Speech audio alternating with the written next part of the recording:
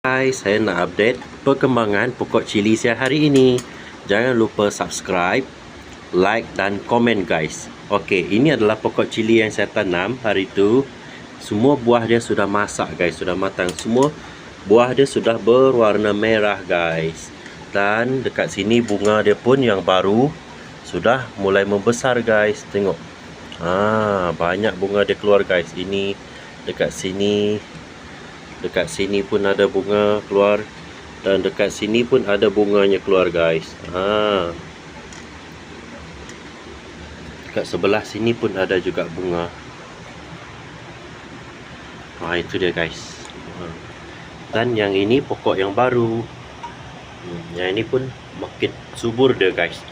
Dia membesar dengan baik. Hijau. Dan yang ini pula buahnya sudah masak. Dalam masa yang sama bunga dia pun banyak dengan lebat sini guys. Saya tunggu bunga dia kembang mekar nanti. Lepas tu saya tambah lagi baja.